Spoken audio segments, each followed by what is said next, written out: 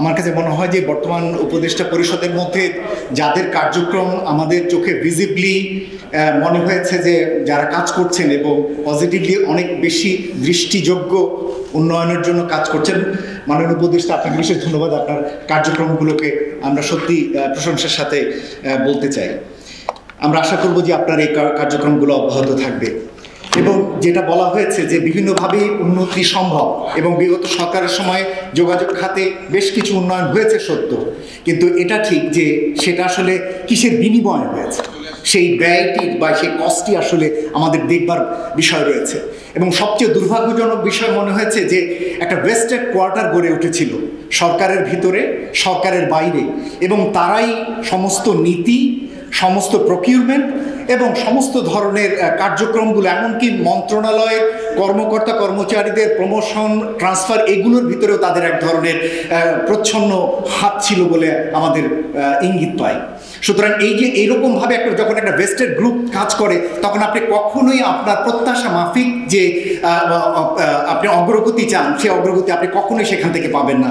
সেই দুর্ভাগ্যজনক একটা পরিস্থিতি কিন্তু সেখানে হয়েছে। ফলে ব্যাপক অর্থ বিনিয়োগ হয়েছে সত্য, কিন্তু সেখান থেকে কিন্তু আমরা ফল পাইনি। সুতরাং সেই জায়গাটি আমাদের জন্য একটা বড় সমস্যা। এবং আমি প্রায়শই এই কথাটি বলি যে বর্তমানে যে সামষ্টিক অর্থনৈতিক ক্ষেত্রে যে আমাদের বড় চ্যালেঞ্জ যাচ্ছে, বা বৈদেশিক লেনদেনের ক্ষেত্রে যে একটা বড় চ্যালেঞ্জ যাচ্ছে, তার এই চ্যালেঞ্জের একটা বড় কারণ হলো অপরিকল্পিতভাবে অবকাঠামো খাতের বিনিয়োগ, এবং সেটির দায়ভার এখন এই সরকারকে টেনে নিয়ে যেতে হচ্ছে। সুতরাং এই যে সমস্ত জায়গাগুলো যে কত দীর্ঘমেয়াদী বহন করতে হয় সমস্যাগুলো, সেটি কিন্তু আমরা এই সময়কালে আমরা দেখতে পাচ্ছি। সুতরাং আমরা সেখান থেকে আমাদের বের হয়ে আসার প্রয়োজন রয়েছে বলে আমরা মনে করি। আমরা মনে করি যে যখন সংস্কারের কথা বলা হয়, এই সংস্কারগুলোর ভিতরে নীতিগত সংস্কার রয়েছে, আইনগত সংস্কার রয়েছে। এই সংস্কারগুলো এই সরকারের সময় হবে, যেটি আমাদের প্রত্যাশা। কিন্তু সবচেয়ে বড় যে কাজটি ইতিমধ্যে শুরু হয়েছে, সেটি হলো কার্যক্রমগত জায়গায় সংস্কারের ক্ষেত্রে আমরা বিভিন্ন রকমের উদ্যোগ আমরা দেখতে পাচ্ছি।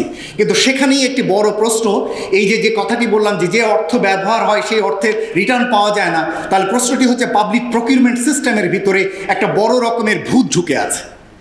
এই যে পাবলিক, আপনারা যদি যে কোনো কাগজ কলমে দেখবেন, কোনো জায়গায় কোনো ত্রুটি পাবেন না, কিন্তু ত্রুটি এই প্রকিউরমেন্ট সিস্টেমগুলোর ভিতরে সেখানে আমরা ত্রুটি দেখতে পাই। এই ত্রুটি আমরা কিভাবে দূর করব? যদি বলেন কম্পিটিটিভ বিডিং, হ্যাঁ তারা কম্পিটিটিভ বিডিং করেছে। যদি বলেন ই প্রকিউরমেন্ট, হ্যাঁ তারা ই প্রকিউরমেন্ট করেছে। তারপরেও দেখা যায় যে একটি নির্দিষ্ট কোম্পানি বা সার্টেন একটা কিছু কোম্পানি সেই সমস্ত কন্ট্রাক্টগুলো তারা পেয়েছে। আমি সময় যদিও নেই, তারপরে একটা গল্প না বলে লোভ সামলাতে পারছি না। আমাদের অফিসে একবার হঠাৎ করে একজন সাংবাদিক আসলেন। আজকে মিটিং ছিল প্ল্যানিং মিনিস্ট্রিতে, একনেকের মিটিং, এবং সেখানে বিভিন্ন প্রজেক্ট স্যাংশন হয়েছে। আমাকে বললো যে, আমি বললাম যে কিছু চা নাস্তা খান, বলছি না খাবো না, ওখানে মিষ্টি খেয়ে এসেছি। আমি বললাম যে ওখানে আবার প্রজেক্ট পাসের সাথে মিষ্টি খাওয়ার সম্পর্ক কি?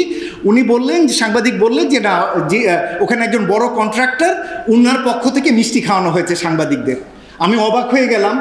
প্রজেক্ট পাশে হওয়ার পরে তো হচ্ছে গিয়ে কন্ট্রাক্টরের জন্য আলাদা করে বিডিং হবে, সেখানে গিয়ে কন্ট্রাক্টর ঠিক হবে এবং তারপরে না হয় প্রজেক্ট যাবে। আগে কি করে মিষ্টি খাওয়া? এই হচ্ছে আমাদের বড় সমস্যা। অর্থাৎ আমাদের দেশে এমনও সমস্যা রয়েছে যে কন্ট্রাক্টর প্রজেক্ট প্রপোজাল তৈরি করে দেন। সবচেয়ে দুর্ভাগ্য হচ্ছে আমাদের এই প্রসেসটা, যেটা এই সময়কালে গিয়েছে। সুতরাং সেখান থেকে যখন আমরা বেরোয় আসার চেষ্টা করছি, এটা অনেক বড় একটা প্রচেষ্টা, যেটা মাননীয় উপদেষ্টা জ্বালানি বিদ্যুৎ মন্ত্রণালয় উনি সম্প্রতি ইমার্জেন্সি পাওয়ার অ্যাক্ট বন্ধ রেখেছেন, এবং একই সাথে তিনি পাবলিক প্রকিউরমেন্ট রুলসে গিয়েছেন। আমরা কিন্তু সেটিও কিন্তু পর্যবেক্ষণের মধ্যে রাখবো সিপিডির পক্ষ থেকে, যে কতটুকু ট্রান্সপারেন্টলি সেটি হচ্ছে। কারণ এখানেও আশঙ্কা রয়েছে যে বিভিন্ন পক্ষ এই প্রসেসটাকেও দেখা যাবে যে ম্যানিপুলেট করবার চেষ্টা করবে। সুতরাং সেই জায়গাতে সতর্ক থাকা, ট্রান্সপারেন্ট থাকা, এফিশিয়েন্ট হওয়া, এটা একটা বড় রকমের জায়গা। একটা ছোট্ট একই সাথে এই ধরনের উদ্যোগগুলো নিতে গিয়ে অবকাঠামো খাতে, বিশেষ করে জ্বালানি খাতে যে 31টি এলওআই আগের সরকারের সময় দেওয়া হয়েছিল রিনিউয়েবলের জন্য, সরকার যেহেতু রিনিউয়েবলকে প্রমোট করতে চান, এগুলোকে এই সরকার হয়তো ক্যান্সেল করেছেন, কিন্তু এগুলোকে রিভিউ করার তাদের একটা চিন্তা ভাবনা রয়েছে। আমার মনে হয় যে এই ব্যাপারে যদি একটি সুনির্দিষ্ট ঘোষণা থাকে মাননীয় উপদেষ্টার কাছ থেকে, যে কীভাবে এগুলোকে ওনারা রিভিউ করবার কথা ভাবছেন নতুন যে প্রকিউরমেন্ট রুলের ভিতরে, সেটি আমার মনে হয় যে একটা বড় বিষয়। ইনস্টিটিউশনাল রিফর্মের বেশ কিছু উদ্যোগ আমরা দেখতে পাচ্ছি। মাননীয় উপদেষ্টা শুরু করেছে জ্বালানি খাতে, বিইআরসিকে সক্রিয় করছেন, এটা একটা গুরুত্বপূর্ণ উদ্যোগ আমরা মনে করি।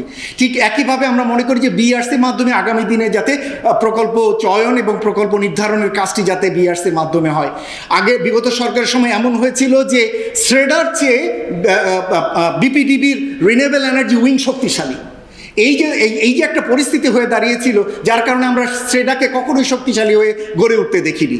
আমার মনে হয় যে সেখানে স্ট্রেডাকে শক্তিশালীকরণ কিভাবে করা যাবে সেটিও যদি তার চিন্তাভাবনার মধ্যে থাকে, সেটি আমার মনে হয় যে গুরুত্বপূর্ণ বিষয় হবে। কর্পোরেটাইজেশন করা হয়েছে সত্য, কিন্তু কর্পোরেটাইজেশনের সুফল কি ভোক্তারা পাচ্ছে? আমরা দেখতে পাচ্ছি কর্পোরেটাইজেশনের সুফল নিতে গিয়ে প্রফিট মেকিংয়ের একটা চেষ্টা চলছে এই জ্বালানি বিদ্যুৎ খাতের বিভিন্ন যে কর্পোরেট এজেন্সিগুলোর।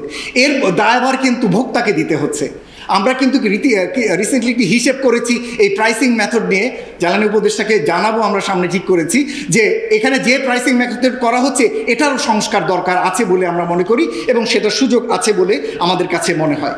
পরিশেষে আমি যেটি বলে শেষ করব যে আমরা আগামী দিনে এমন কিছু সংস্কার দেখতে চাইব এই অবকাঠামো খাতে, যেহেতু জ্বালানি উপদেষ্টা মহোদয় রয়েছেন তার হাত দিয়েই আমরা চাইব এমন কিছু সংস্কার যেগুলো উনি করে যাবেন, এবং এমন কিছু সংস্কার যেগুলোর ভিজিবল বেনিফিট যাতে সাধারণ মানুষ দেখতে পারে, এটা হলো একটা দিক। আবার এমন কিছু সংস্কার যেটা নতুন সরকার যেন সেগুলো করেন, ওগুলো যেন আবার তারা যেন ফেলে না দেন, তারা যেন এগুলোকে অব্যাহত রাখেন, সেটি চাইব।